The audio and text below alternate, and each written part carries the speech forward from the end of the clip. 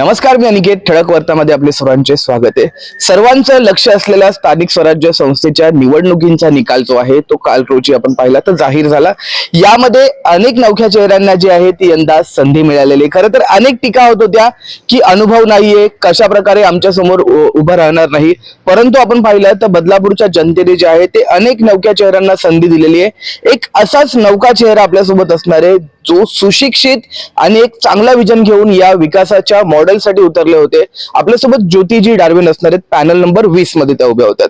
आपण त्यांच्याकडून जाणून घेऊयात की एकंदरीतच हे 2 महिने खूप लगबगीचे होते. प्रचार प्रसार, त्यानंतर रॅल्या, भाषण, सभा, खूप काही बदलापूरकरांनी पाहिलं. आपल्यासोबत ज्योतिजी असतील ज्या उच्च शिक्षित आणि एक चांगल्या विजन घेऊन या बदलापूरच्या विकासासाठी आता उतरलेल्या आहेत. आपण त्यांच्याकडून जाणून घेऊयात. ज्योतिजी, सर्वप्रथम खूप अभिनंदन तुमचं की करून दाखवलं. काय प्रतिक्रिया आहे जेव्हा कौल तुमच्या बाजूने जनतेचा लागला? सर्वात प्रथम धन्यवाद.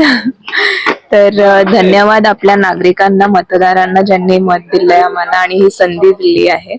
आणि मला आमदार साहेबांना पण धन्यवाद मनापासून बोलायचंय, कारण की ते असल्यामुळेच हे सर्व पॉसिबल झालं. आणि त्यानंतर मग माझे बाबा पण आहेत आणि ते बाबा नसले असते तर म्हणजे तेवढं मला सपोर्ट आहे, ते आहेत म्हणून सर्व चांगलं झालं.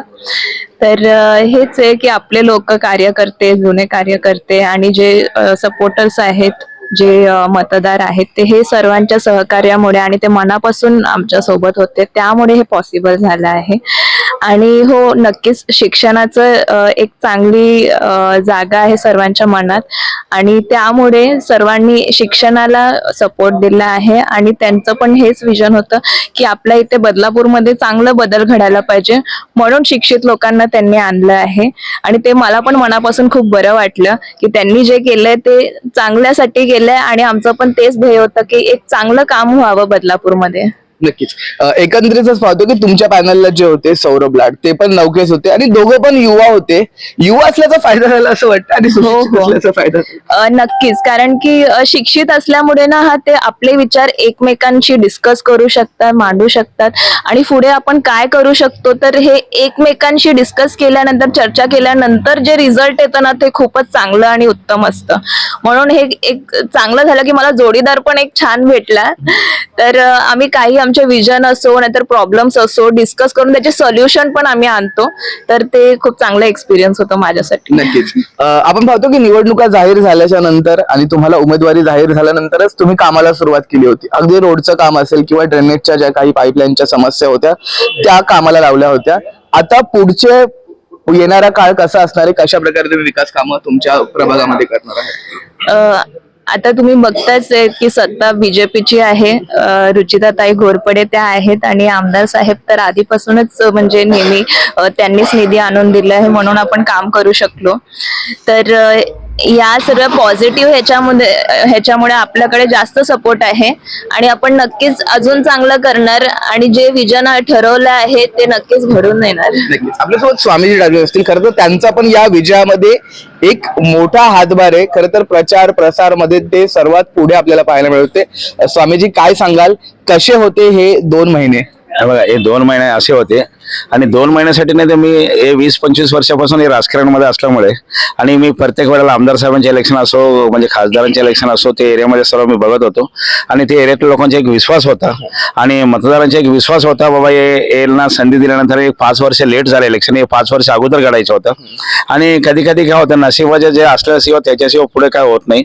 आणि जेव्हा संधी मिळाल्या तेव्हा लोकांना संधीचा सोना करून दिले आणि आमदार साहेबांचे पण एक आमच्यावरती म्हणजे उपकार होता. तिथे सर्व लोकांना फंड दिले, तिकडे लोकांचे कामं झाले, त्यांच्यामुळे पण खूप फरक पडले आणि लोकांचा एक विश्वास होता, बाबा या माणसाला निवडून दिल्यानंतर, या मुलीला निवडून दिल्यानंतर आणि हे दोन्ही उमेदवार शिकलेले आहे आणि कामं खूप चांगलं होतील आणि त्यांना माहिती आहे आणि त्यांच्या विश्वासात थोडं जाऊन देणार नाही. मी आजपासून त्या सर्वांचं काम स्टार्ट करतोय सर. नक्कीच. हे जे विजय मिळालाय त्याचं श्रेय तुम्ही कोणाला द्याल? मी त्यांचं श्रेय सर्वांनाच देणार आहे आणि आमदार साहेबांना, माझ्या बाबांना, कारण की आणि कार्यकर्ते आणि मतदार सर्वांनाच देणार आहे. नक्कीच. खूप खूप धन्यवाद आणि शुभेच्छा तुमच्या पुढील वाटचालीसाठी. एकंदरीतच आपण पाहतोय की या निकालामध्ये अनेक नवीन चेहरे जे आहेत ते आता विकासाच्या दृष्टीने पुढे येताना पाहायला मिळतात. खरं तर या निवडणुका अतिशय महत्वाच्या मानल्या जात होत्या. सर्वांचं लक्ष होतं ते म्हणजे स्थानिक स्वराज्य संस्थेच्या निवडणुकीमध्ये. एकीकडे पाहतो आपण की 10 वर्षानंतरच्या कालावधीनंतर निवडणुका लागल्या होत्या. 2014-15 मध्ये या निवडणुका झाल्या. त्यानंतर कोविडची महामारी आली आणि अखेर 2025च्या वर्ष सरते शेवटी डिसेंबर महिन्यामध्ये या निवडणुका ज्या आहेत त्या अखेर जाहीर झाल्या. निकाल लागला तो भाजपच्या बाजूने. तुर्तास इतकंच. याविषयीच्या अनेक घडामोडी आम्ही तुमच्यापर्यंत पोहोचवत राहू. व्हिडिओ जर्नलिस्ट राहुल साळवे सोबत मी अनिकेत, ठळक वार्ता, बदलापूर.